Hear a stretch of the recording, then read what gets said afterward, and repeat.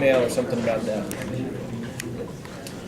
All right, so next thing I wanted to make sure we had a little bit of time to talk about is acceptance sampling. Wait a second, I'm jumping ahead. I already wrote my notes and I didn't even follow them. Material control. So it's an important thing in ISO and other quality systems to control the material that you have in your process. So there are 3 steps to that, or 3 aspects, one of which is you need to be able to identify what the material is in your shop. This is important in the machining environment. You want to make sure you have the right thickness of material, the right diameter, et cetera. In some cases, the material composition is a big deal. We want to know the status of that material. Sometimes it's very obvious what has been performed to it. In some cases of like maybe a heat treating or, I'll just leave it at heat treating, that may not be visually obvious to some people. So having some type of marking or status or job traveler is very handy for that. Traceability is important in many cases because if you're trying to do lead-free issues, you need to be able to prove that you don't have lead in your product. I suspect in ballistics there's interest in traceability of the stuff that goes into that as well, probably more so than some other industries. All right, so the next aspect of material control is non-conformity. If you have any items that do not conform to the specifications, how do you mark that and keep that segregated? And it's important to keep that material that is not conforming separate from the regular flow of your manufacturing process. I put the word flowchart here because I'm oversimplifying or abbreviating some of this significantly to have a flowchart of how your non-conforming material is handled. I think practically every organization that has an ISO handles that very routinely, but if you are at a company that does not explicitly have a quality system, that is an area that is sometimes overlooked. Material Review Board, MRB is what it's sometimes said so often that some people don't even know what the initials stand for. This is when you look at material that has some type of nonconformity, how do you decide if that is acceptable or not? So there's 3 aspects of that. The membership, in other words, who are the employees authorized to make those decisions? Depending on what industry you're in, this is a big deal. Once again, with firearms, that's a big issue, and I'm sure at Larson you have, typically there's a member of the senior management staff for significant quantities, purchasing. So every organization should have a clearly delineated structure of how that takes place, and that ties into the responsibility of this. And the other item I wanted to emphasize with the Material Review Board is that there are activities associated with that, and I'm going to go in many cases, if you have non-conforming material that is of sufficient quantity or issue that you need a senior manager present, there's likely going to be a request for a corrective action of why did this happen and why am I standing out here trying to decide what I'm going to do with a couple $100,000 of material. So I think that's almost always the case with material review. Any comments about, I've glossed over several pages related to material review boards. All right, next thing we're going to go into is sampling.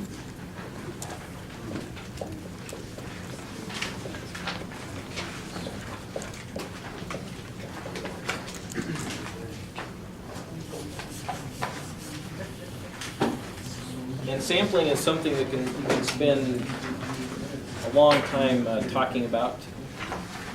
In the industries I've been in, I have, in my opinion, fortunately, have not had to deal with much on the sampling side. Let's just define what some sampling concepts are, and then we'll give you some of my viewpoints. So sampling is basically we're going to evaluate a portion of the population a portion of the population or batch, and we're trying to get useful information. In future chapters, we're going to talk about statistical inference, and we're going to introduce that topic now. So in other words, we're going to take a sample, a small quantity, and we're going to infer what the overall lot is based on that small portion. Why do we go ahead and do sampling instead of the entire batch? The advantage of a sampling is it's a quick check. These are advantages. We want to check the process for adequacy of control.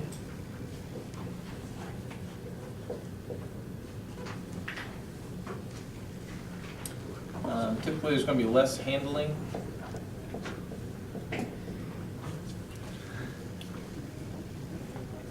Got fewer errors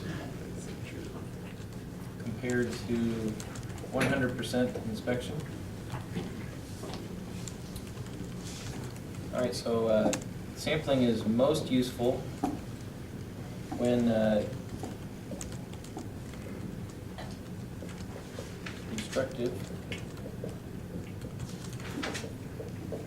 So if you are dealing with welding, one of the best ways to find out how good the weld is to try to break it.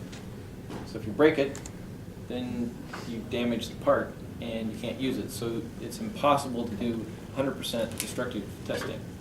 So sampling is helpful anytime that you're breaking things to check them. If the unit costs are high, and that's the inspection cost, we have a low number of defects, large amounts of material,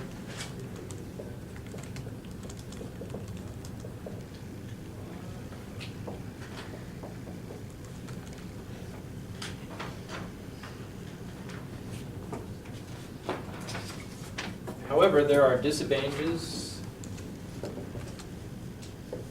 associated with sampling, and you have a risk of rejecting good. So let's say that it's okay to have one bad apple out of 100. If you take a sample of 2 and you have one bad one in that group, you'd say, wow, that's 50% of my apples are bad, and you'd throw away the rest of them because of that. Okay, so there's a risk associated with that, and that is a disadvantage of sampling. Another challenge with sampling is the administration is expensive.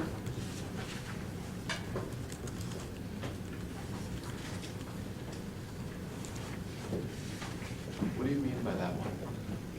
All right, so if you're performing sampling, the overhead required to keep track of what are the samples, we're going to start talking about, there's different sampling methods, schemes. Some companies are very elaborate of, if I get this level, then I'm going to trigger this inspection criteria. And so there's a lot of, granted, there in the military spec side, I think there's fairly, it's done so frequently people can just almost have the tables memorized, so to speak. But that's what I think is dealing with the administration.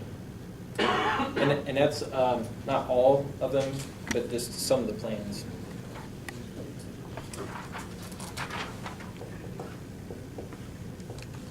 Another disadvantage is we get less information because we don't actually know the, let's say we take a sample of 2. It's usually more helpful to get an idea of the, for checking for a variable over a continuous scale. The more that we look at, we can get more idea of the process spread if we look at all of those. All right, then we have precautions.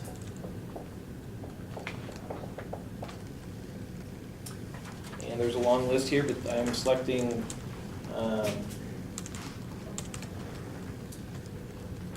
things that I think are important. The size of sample is very critical to, is more important than the percentage of lot. This is what I was talking to you about.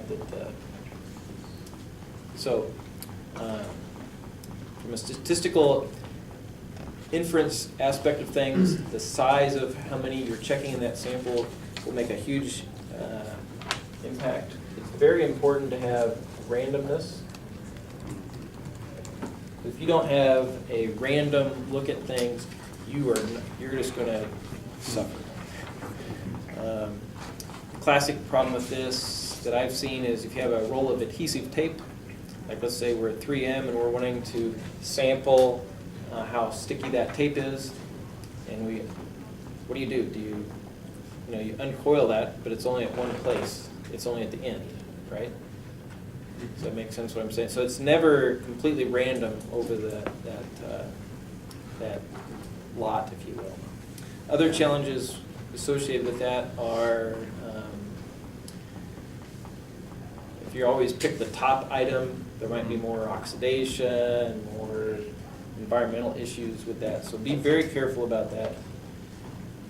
The one I've seen that you have to watch out the most for is the first items.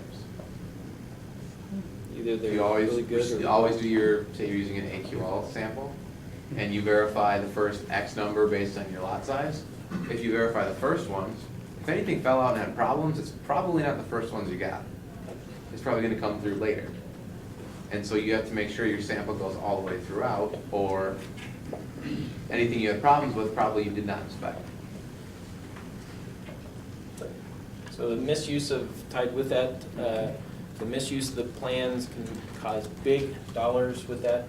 In other words, we have here a disadvantage of risk of rejecting good, you can also have the risk of accepting a bad lot based on your sample. So here's another one. Any AQL allows defectives.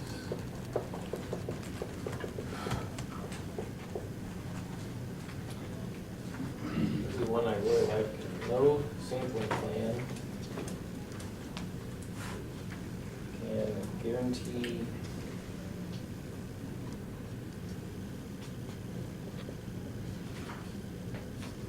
elimination of defects.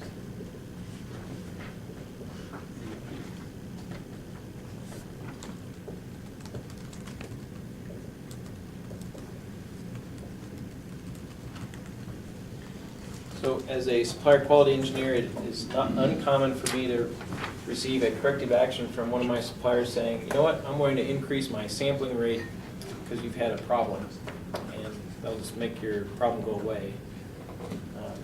That is not a true statement.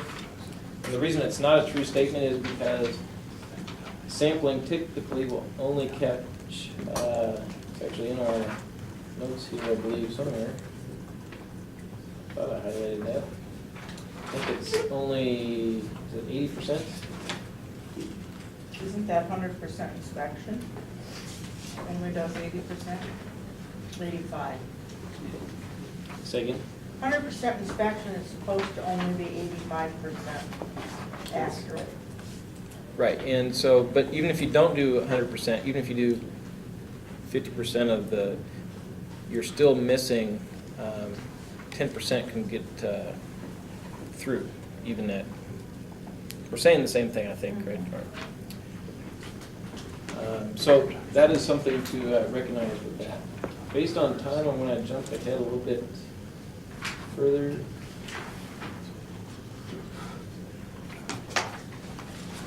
Here's one thing that I want to make sure that we get talked about.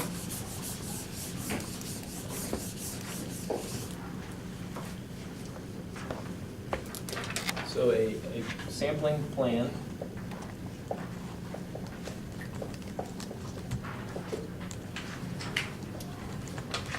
should take advantage of known information.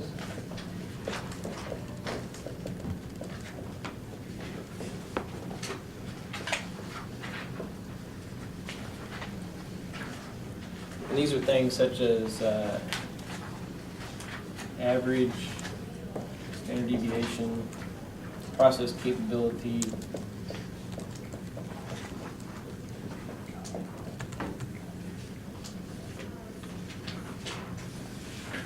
So what I'm saying with that is, it is frustrating in my opinion that there are many people that use sampling plans that don't have a lot of experience with them. And I'm not going to have enough time to go into a lot of these in detail, but there's these charts, and you can look up what sampling plan you should use if you know what the defect rate is. But in many cases, some suppliers don't actually know their standard deviation or process capability. They're just following these tables because other people do, and it's a lost opportunity. All right, so there are sampling risks.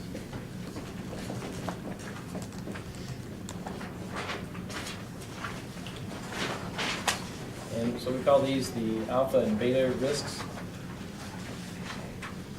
And I'm going to draw a little chart for you that's from our book. This is on page, it's figure 517, page 41.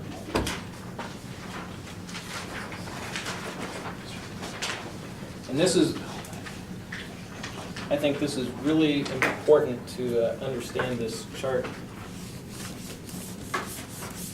And the reason I think this is very important is that it's very easy to get lost in looking through the different sampling plans, but it's very important to be able to make, to be aware of this matrix I'm going to draw here. I'm going to do a little bit of writing very quickly.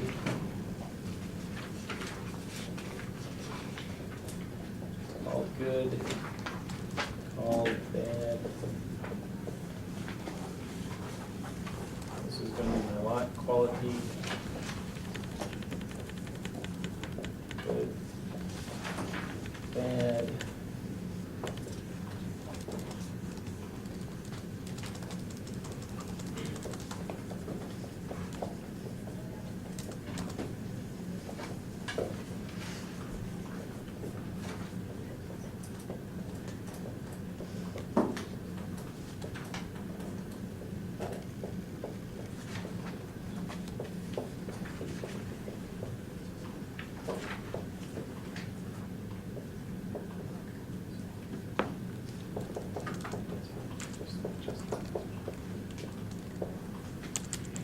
All right, so now we have this chart, and what is that chart telling us? So the one on the left, this is our decision made.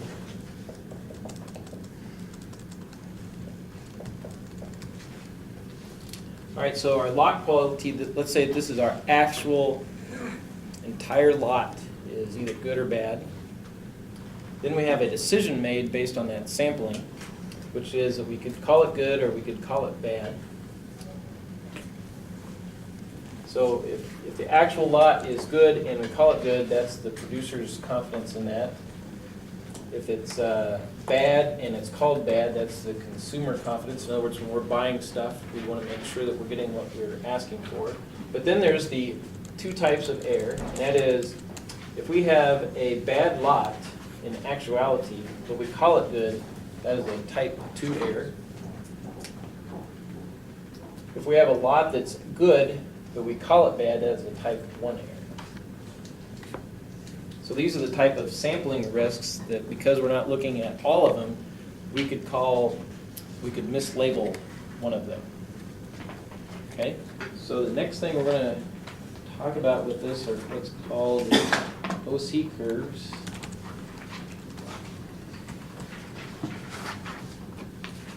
Before I get to that one, I want to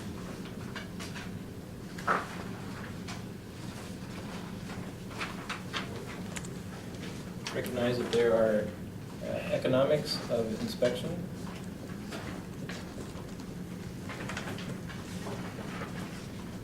Our author actually comes up with or shows a cost model for that, but it's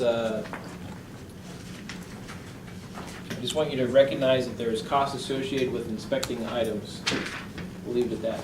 All right, so next thing we're going to talk about is the OC curve, which is called an operating curve. And what this is going to do is give us an idea of how do we look at those different lots. So there's actually this illustration, figure 5.9. I'm going to attempt to draw this ridiculously quickly.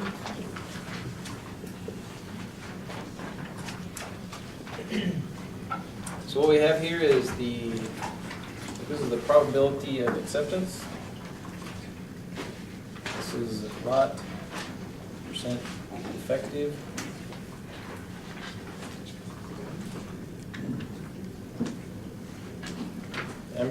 It's not very often I actually read verbatim, but I'm going to in this case.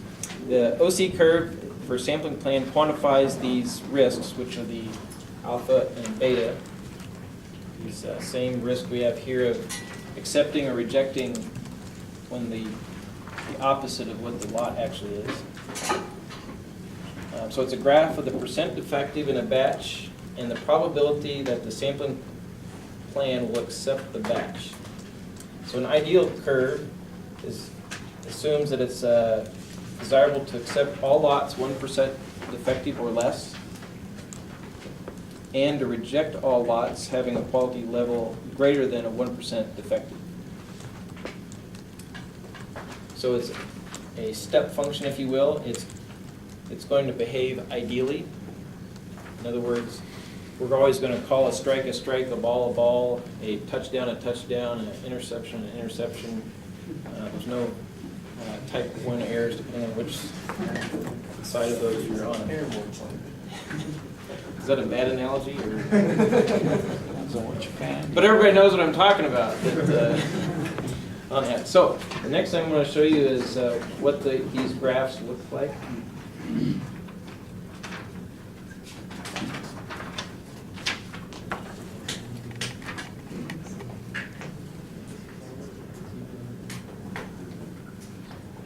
So I said this was the ideal case. In actuality, we're going to have, we're showing our probability of acceptance. We have lot defective. This is figure 510. And so what we typically look for is if you know what your percent defective in a lot is, you can find the intersection and then find out what the probability of accepting that is. And Minitab will spit out these curves for you. All right, I'm going to attempt to do one of these sampling problems out of the book, just so you guys can get an idea of that. So if you do have your book with you, we're going to attempt to do one of the problems out of the book. I've not done any looking at these, so we'll see how much of a train wreck this will be, but we'll try.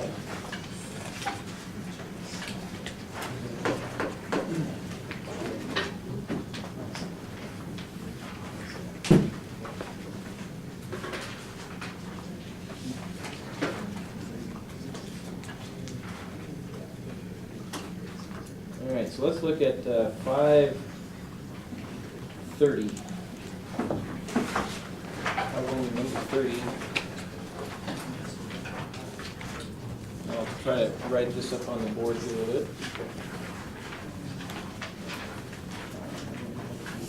And once again, I apologize, I'm going through this very, very fast, but at least want to give you an attempt at how to read one of these charts.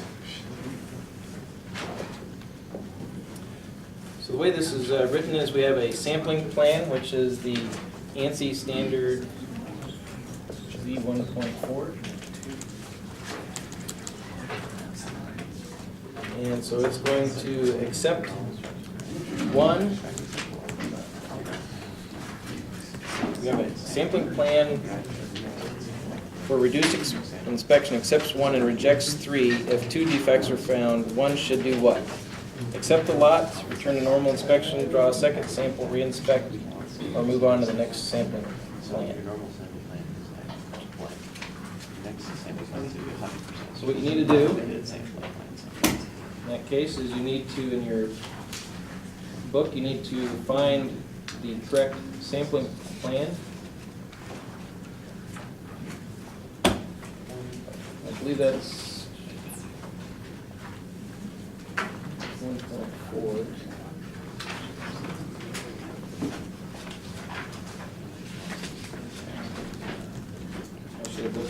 the answers were for these. There we are.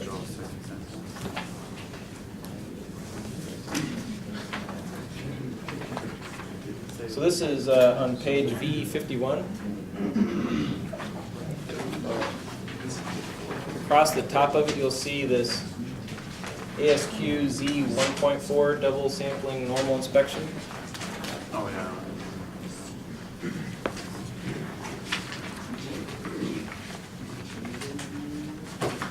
I thought the question said reduced. Didn't it say reduced? Correct. The AQL.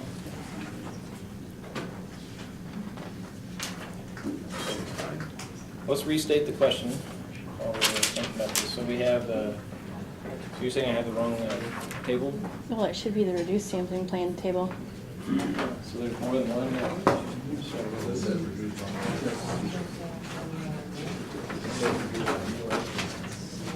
I don't know if they have them both in there or not.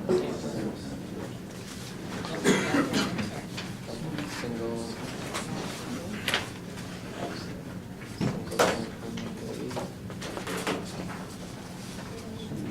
Double sampling, single sampling.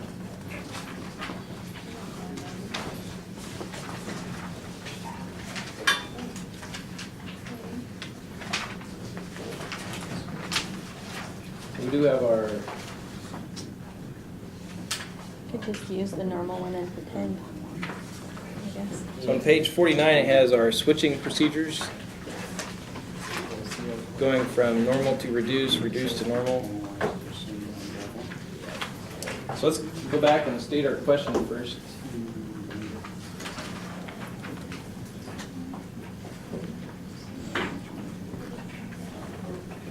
So if you are in a accepting 1 and reject at 3,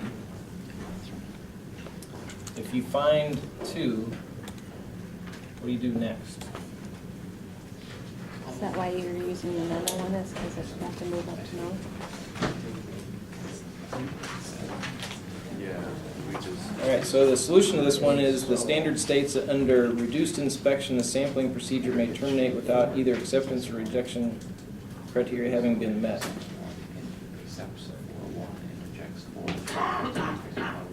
The lot or batch will be considered acceptable, but normal inspection will be reinstated during the next lot or batch. So answer A of accept the lot and return to normal inspection.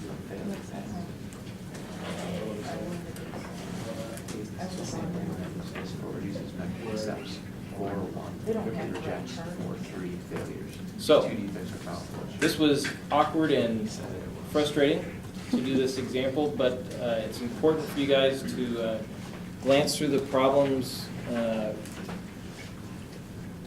in these chapters so that if you have questions on them, we can make sure that either I don't use that question on the exam or we get it answered for you. The wording is good. I don't think, when you worded the question, it was clear. When it's written, it doesn't have a for that you said, so it sounds like it's asking a question. Right, so that's the reason I want you guys to look through those, because the answers are given in the back of your book. So look through those and make sure you understand why they are, and if they're confusing, let's pull those out of the pool for the, to not have an exam. See you next week.